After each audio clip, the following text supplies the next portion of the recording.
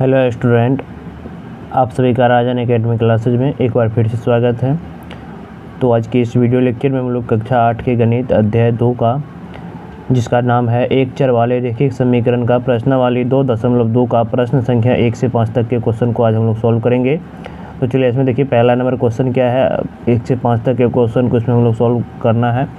और यदि आप लोग मेरे चैनल पर नए हैं तो प्लीज़ चैनल को सब्सक्राइब कर ले। तो चलिए पहला नंबर क्वेश्चन देखिए यहाँ पे क्या है, और ये हमारा प्रश्नावली 2.2 का पहला लेक्चर है, लेक्चर 1 है। तो चलिए इसमें देखते हैं पहला क्वेश्चन क्या है। पहला नंबर क्वेश्चन क्या बोला गया है यदि किसी संख्या के आधे में से 1/4 घटाया जाए तो 1/8 प्राप्त होता है, तो वह संख्या ज्ञात कीजिए। तो मतलब किसी संख्या के आधे में से, तो मान लेते हैं, हमें मानना पड़ेगा। देखिए यहाँ पे हम सॉल्यूशन करेंगे, हम मानना पड़ेगा कि वह संख्या क्या है। तो देखिए हम मान लेते हैं, माना कि संख्या जो है वह x है। अब प्रश्न से अनुसार क्या बोल रहा है, प्रश्न से बोला गया है संख्या के आधे में से, मतलब संख्या टोटल x है, इसका हम आधा करेंगे तो 2 से भाग लेना पड़ेगा। आधे में से 1/4 को जब घटा देते हैं तो हमें क्या प्राप्त हो रहा है, 1/8 प्राप्त होता है। तो 1/8 प्राप्त हो रहा है। अब सिंपल सा इसको हमें क्या करना है, क्वेश्चन को सॉल्व करना है, मतलब x का वैल्यू हमें निकाल लेना है। तो बताएं x का वैल्यू कैसे निकाला जाएगा। देखिए -1/4 इधर है, और हमें पता है जब भी x का वैल्यू निकालना है, मतलब चर अचर रहता है तो चर वाले को एक तरफ करते हैं और अचर वाले को एक तरफ करेंगे। तो यहाँ पे देखिए x/2 ये तो रहेगा, बराबर क्या हो जाएगा 1/8, और ये 1/4 माइनस में इधर आएगा तो प्लस में 1/4 हो जाएगा। अब सिंपल सा यहाँ पे देखिए भिन्न का जोड़ दिखाई पड़ रहा है। तो यहाँ पर हम देखिए x/2 बराबर ये हो जाएगा, इसका एलसीएम 8। तो यहाँ पे देखिए 1 प्लस का 2 हो जाएगा। चलिए देखिए, तो यहाँ पर इसका अगर हम, ये हो जाएगा x/2 बराबर 3/8। यहाँ पे x का वैल्यू निकालना है तो क्रॉस मल्टीप्लिकेशन कर देंगे, गुणा। तो यहाँ पे देखिए ये हो जाएगा कितना, 8x बराबर 3 दूनी 6। तो x बराबर क्या हो जाएगा 6/8। तो 3 दूना 2 कास काट दे रहे हैं 4। तो x का वैल्यू कितना आया है, x का जो वैल्यू आ गया है वो आया है 3/4। मतलब वह संख्या जो है, इसका मतलब वह संख्या कौन सी संख्या होगा, तो वह संख्या जो है, वह संख्या x बराबर जो है वह 3/4 है। तो लिखेंगे अतः संख्या जो है x बराबर क्या हो जाएगा, x बराबर 3/4। तो ये पहले नंबर क्वेश्चन का सॉल्यूशन था, पहला नंबर क्वेश्चन था। चलिए उसका जो है अब हम 2 नंबर के क्वेश्चन को सॉल्व करेंगे। तो चलिए दूसरा नंबर क्वेश्चन देखिए क्या बोला गया। दूसरा नंबर क्वेश्चन में बोला है यदि किसी आयत, दूसरा नंबर क्वेश्चन है, यदि किसी आयत की लंबाई और चौड़ाई का अंतर 5 हो और परिमिति 110 हो तो लंबाई एवं चौड़ाई ज्ञात कीजिए। तो देखिए 2 नंबर के क्वेश्चन का सॉल्यूशन करने के लिए हमें क्या दिया हुआ है, आयत का लंबाई और चौड़ाई निकालना है। तो मान लेते हैं आयत की लंबाई जो है, आयत की लंबाई को मान लेते हैं L, और आयत की जो चौड़ाई है, इस चौड़ाई को मान लेते हैं B। तो हमें प्रश्न से क्या बोला गया है, प्रश्न से देखिए, प्रश्न से दोनों का अंतर, लंबाई और चौड़ाई का अंतर क्या होगा। तो यहाँ पे लंबाई बड़ा मानेंगे और चौड़ाई को छोटा मानेंगे, तब तो यानी कि यहाँ पे लिख देंगे जहाँ L ग्रेटर देन है किससे, B से। तो देखिए लंबाई बड़ा है तो लंबाई माइनस चौड़ाई कितना दिया हुआ है, 5। इसको हम समीकरण, यहाँ पे देखिए 5, यहाँ पे थोड़ा ये 5 दिया हुआ है, इसको हम समीकरण 1 मान के यहाँ पे छोड़ देंगे। समीकरण 1 यहाँ पे लिख के छोड़ दिए। अब फिर क्या बोला गया है, आयत की परिमिति यहाँ पे हमें दिया हुआ है 110, मतलब यहाँ पे आयत का परिमाप कितना है, लिखेंगे आयत का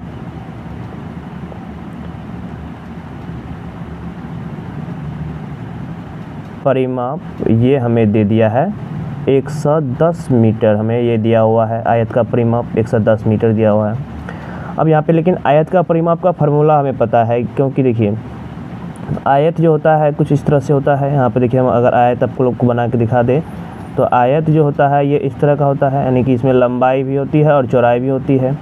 तो यहाँ पे देखिए आयत जो है ये लंबाई है और ये चौड़ाई है।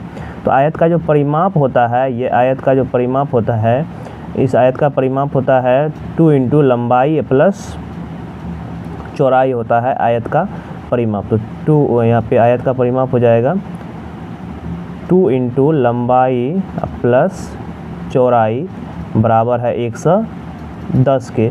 अब यहाँ पर देखिए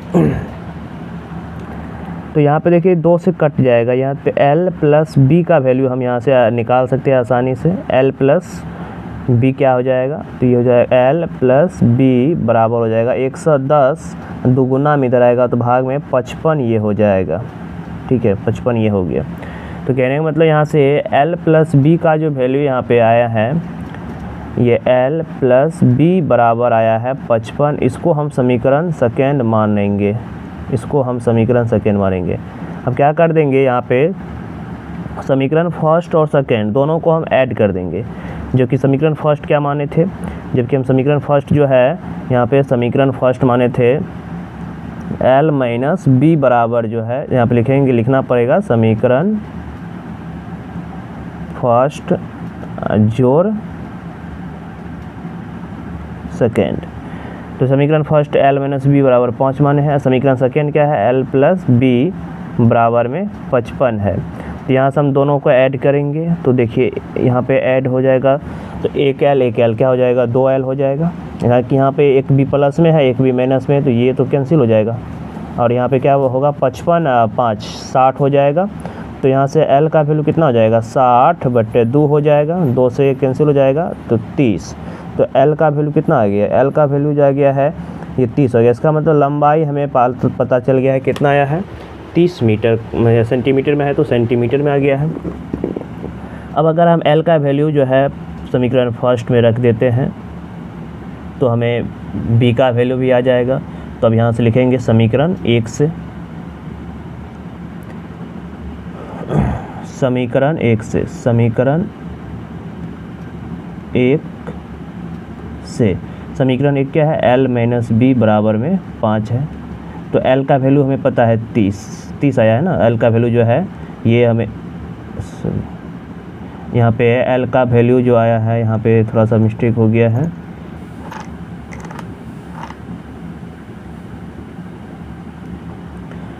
चलिए देखिए L का जो वैल्यू आया है ये 30 आया है ना, तो L का वैल्यू जो है ये 30 लिखेंगे, L की जगह पे 30 माइनस B बराबर में 5। तो यहाँ से हमें B का वैल्यू निकालना है, तो माइनस B बराबर बच जाएगा 5। अब 30 प्लस में रहेगा तो माइनस में 30, तो माइनस का B बराबर हो जाएगा माइनस के 25 के, क्योंकि 30 में से प्लस 5 घटाएंगे तो माइनस 25। तो देखिए माइनस से माइनस तो कैंसिल हो जाएगा, तो यहाँ से B का वैल्यू क्या आ जाएगा 25। इसका मतलब हमें चौड़ाई भी पता चल गया कितना हो जाएगा, इसकी चौड़ाई B बराबर कितना आया है, चौड़ाई जो है B बराबर आया है 25 के। तो इस तरह से हमने आयत की लंबाई और चौड़ाई ज्ञात कीजिए, लिखेंगे यहाँ से अतः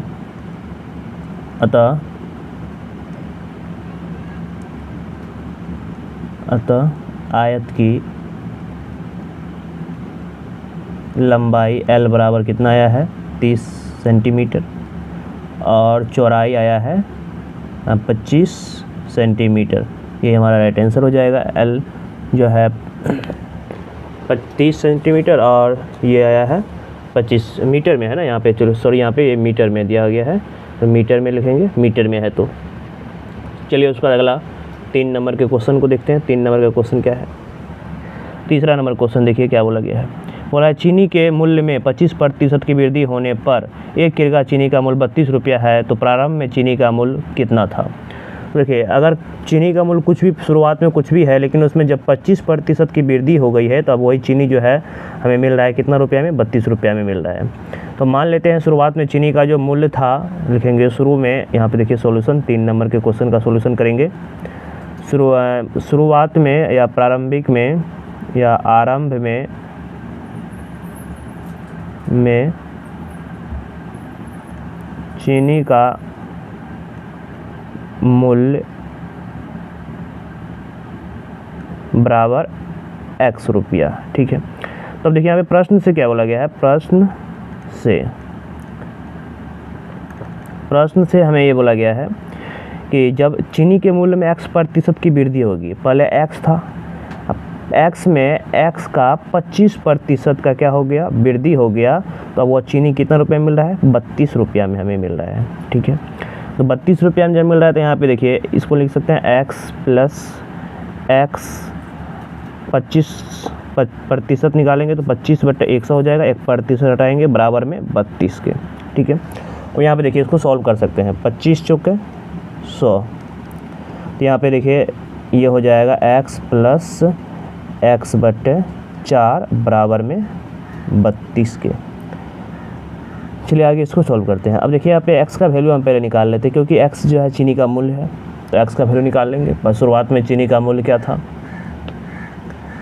तो देखिए यहाँ पे x, इसका एलसीएम क्या हो जाएगा, नीचे में कुछ है वो अंत, एलसीएम हो जाएगा 4, तो ये हो जाएगा x प्लस का 4x ना, 4x प्लस का x बराबर में 32, तो ये 4×1 5x बट्टे में 4 बराबर में 32, नीचे में कुछ एक तो है, तो यहाँ पे देखिए क्रॉस मल्टीप्लिकेशन क्या कर लेंगे, यहाँ पे गुना, क्रॉस मल्टीप्लिकेशन यहाँ पे गुना कर लेते हैं, तो ये हो जाएगा 5x बराबर 32 गुना 4, तो यहाँ से x का वैल्यू निकालेंगे, तो ये हो जाएगा 32 गुना 4, 5 गुना में इधर आएगा तो भागा में हो जाएगा।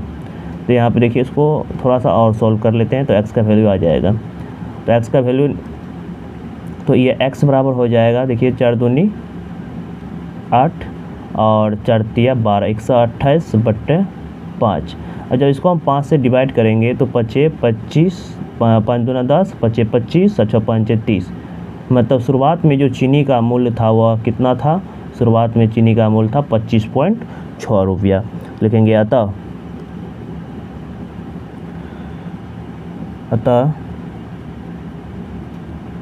आरंभ में चीनी का मूल्य x बराबर 25.6 रुपया। ठीक है, चलिए इसके बाद चौथा नंबर क्वेश्चन को सॉल्व करते हैं। तो ये था तीसरा नंबर का क्वेश्चन था, जो कि बहुत ही अच्छा क्वेश्चन था। यहाँ पे देखिए उसके बाद जो है 4 नंबर के क्वेश्चन हम लोग सॉल्व करेंगे। 4 नंबर का क्वेश्चन देखिए क्या है। 4 नंबर का क्वेश्चन में बोला गया है दो विभिन्न मूल्य, 4 का क्वेश्चन, दो विभिन्न मूल्य वाली वस्तुएं, 2 विभिन्न मूल्य वाली 35 कलमों का मूल्य 60 रुपया है। अलग अलग प्रकार का 35 को कलम है। अब एक सस्ता वाला है और एक महंगा वाला है। एक सस्ती कलम का मूल्य 1.5 रुपया है और एक महंगी कलम का मूल्य 2 रुपया है। तो कितने महंगी कलम है और कितने सस्ती कलम है, ये हमें निकालना है। देखिए इसमें हमें टोटल, तो इसमें 35 कलम है और इसका टोटल का मूल्य भी दिया हुआ है कितना, 60 रुपया है। ठीक है, और 35 कलमों में 60 रुपया टोटल का दाम भी है। तो एक सस्ती कलम है, एक महंगी कलम है। तो मान लेते हैं सस्ती कलमों की संख्या। देखिए 4 का क्वेश्चन का सॉल्यूशन करेंगे। तो बोला है कि महंगी कलम खरीदी गई है, तो कितनी महंगी कलम खरीदी गई है, महंगी कलम कितनी निकालना है। तो देखिए यहाँ पे तो खाली महंगी, कितनी महंगी कलम खरीदना है ना। तो हम मान लेते हैं, माना कि महंगी कलम की संख्या बराबर में x। तो टोटल तो 35 गो है, तो अगर हम महंगा कलम को मान लिए x, तो सस्ता कलम कितना होगा? तो सस्ता वाला कलम कितना होगा? सस्ता वाले कलम की संख्या, कलम कितना होगा? तो ये 35 को टोटल है, उसमें से तो x को क्या है, महंगा वाला, तो x वाला घटाना पड़ेगा, तो उतना सस्ता बच जाएगा। अब यहाँ पे देखिए प्रश्न से क्या बोला गया है, प्रश्न से देखिए यहाँ पे क्या बोला गया है। प्रश्न से बोला गया है एक सस्ती कलम का मूल्य कितना रुपया है? 1.5 रुपया है। तो सस्ती कलम क्या है? 35 पॉइंट x वो है सस्ती कलम, इसको हम गुना करना पड़ेगा किससे? 1.5 रुपया से। फिर प्लस महंगी कलम कितना है, और एक महंगा कलम का मूल्य 2 रुपया है। तो महंगा कलम है क्या, वो कितना माने हैं? माना कि महंगी कलम की संख्या 2, तो 2x। तो टोटल कितना रुपया इसको लगा? टोटल इसको 60 रुपया लग गया। ठीक है, इसको जो है टोटल यहाँ पे टोटल जो है 60 रुपया यहाँ पे लगा हुआ है। तो यहाँ पे लिखेंगे 60 रुपया, टोटल इसको 60 रुपया यहाँ पे लगा ख़रीदने में। अब देखिए यहाँ पे इसको गुना करना पड़ जाएगा। तो ये देखिए 35 को अगर हम गुना करें 15 से, 35 गुना 15 पहले तो करना पड़ेगा, क्योंकि इसको हमें इससे गुना करना पड़ेगा, फिर इसको इससे गुना करना पड़ेगा, तब जाके निकलेगा। एक काम करते हैं, 35 को 15 से हम यहाँ पे गुना कर लेते हैं। यहाँ पे देखिए 35 गुना 15 कर लेते हैं। 35 गुना में 15, 25, उसके बाद 5 × 15, 2 17, उसके बाद जो है ये हो जाएगा 35, तो 5 और 7 5 12, 3 1 4, 1 5, 525। ठीक है, एक बार और देख लो, 25 25, 5 × 15, 2 17, 35, 5 7 5 12, 3 1 4 1 5, 525, और 2 अंक के बाद दशमलव बैठा देना है। तो यहाँ पे देख रहे 5.5, 2 5 आ रहा है, एक अंक के बाद दशमलव बैठाना है, एक अंक के बाद दशमलव बैठाना है। तो ये हो जाएगा 52 पॉइंट,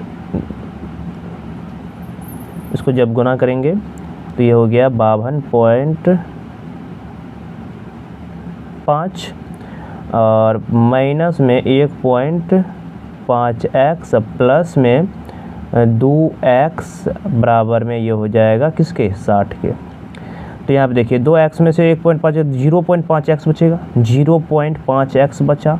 एक काम करते हैं, यहाँ पर हमें x का वैल्यू निकालना है, क्योंकि महंगी कलम क्या है वही निकालना है। तो ये प्लस में 52.5 इधर रहेगा, तो माइनस में, तो ये हो जाएगा 60 माइनस 52.5। अब 60 में से 52.5 को घटा लेंगे, तो ये 0.5x बराबर कितना बचेगा? देखिए यहाँ पे इसको हम घटा के दिखाते हैं। 60 में से घटाना है, 60 माइनस करना है कितना का? 52.5 का, 52.5 का। तो यहाँ पे देखिए, यहाँ पे तो 0 है, यहाँ तो 0 है ना, तो 5 दशमलव यहाँ बचा 9 7, और ये ख़त्म हो जाएगा 0, तो 7.5 बच रहा है। तो कहने का मतलब यहाँ पे बच रहा है 7.5। तो 7x बराबर जो यहाँ पे बच रहा है, यहाँ पे देखिए x का जो वैल्यू आ रहा है, मतलब 5x बराबर जो बच रहा है, 5x बराबर बच रहा है 7.5। जब हम 60 में से 52.5 को घटाएंगे, तो यहाँ पे देखिए x बराबर कितना हो जाएगा? तो 7.5 बटे ये हो जाएगा 0.5, दशमलव से दशमलव ख़त्म, और 15 × 75, 15 × 75 होता है। इसका मतलब जो है यहाँ पे महंगी कलम क्या हुआ है, तो x का वैल्यू कितना आया है? 15। तो इसका मतलब यही है महंगी कलमों की संख्या, इसका मतलब 15 को क्या है यहाँ पे महंगी कलम है। तो लिखेंगे अतः महंगी कलम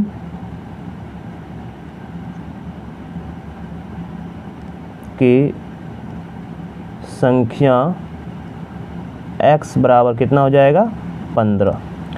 चलिए उसके बाद एक लास्ट क्वेश्चन बचा हुआ है 5 नंबर तक।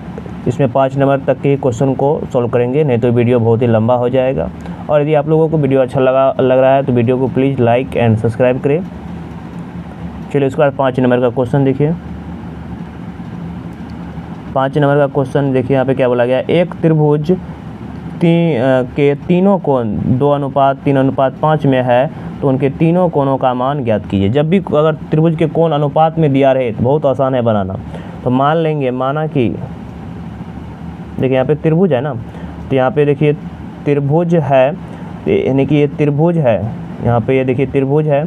तो हम मान लेते हैं कि ये जो त्रिभुज है, इस त्रिभुज की ये वाला कोण 2x है और ये वाला कोण 3x है और ये वाला कोण कितना 5 अनुपात में है ना, 5 अनुपात को x कोण बदल लिए 5x है। तो यहाँ पे हम देखिए यहाँ पे लिख लेते हैं, माना कि इसका नाम भी दे सकते हैं, यहाँ पे इसका नाम देते हैं A, ये B और ये C, नाम दे दिए। अब देखिए यहाँ पे जो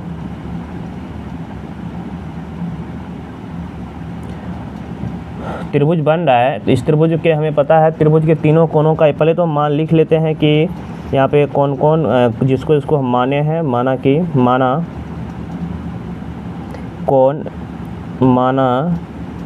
कोण A बराबर 2x, कोण B बराबर 3x और कोण C बराबर में है 5x के।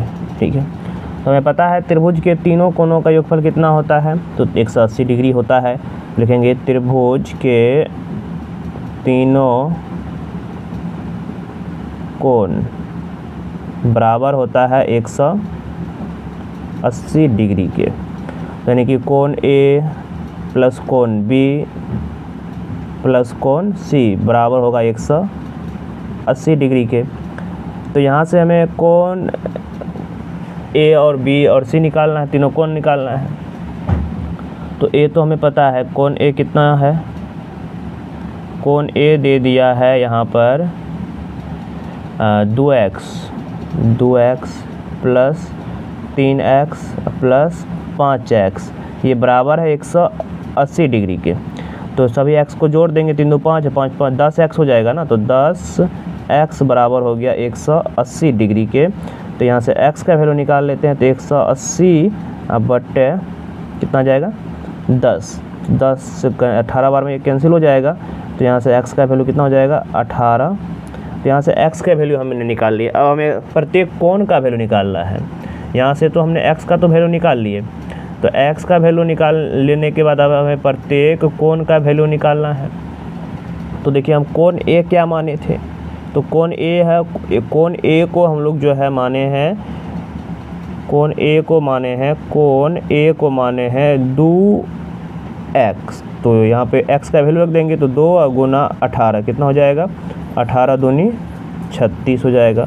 कोण B निकालने के लिए कोण B को क्या माने हैं 3x, तो यहाँ पे 3 गुना x के जगह पे क्या रखेंगे 18, 18 तिया 54, एंगल जो होता है डिग्री में होता है तो डिग्री दे देंगे डिग्री।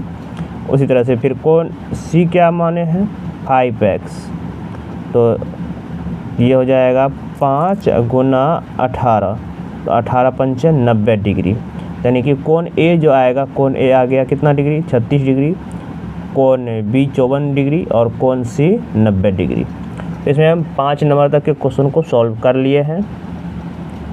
तो अगले वीडियो लेक्चर में जो है आगे क्वेश्चन को हम लोग सॉल्व करेंगे, 6 नंबर से क्वेश्चन को सॉल्व करेंगे। यदि वीडियो आप लोगों को अच्छा लगा हो तो प्लीज़ वीडियो को लाइक एंड सब्सक्राइब करें। धन्यवाद।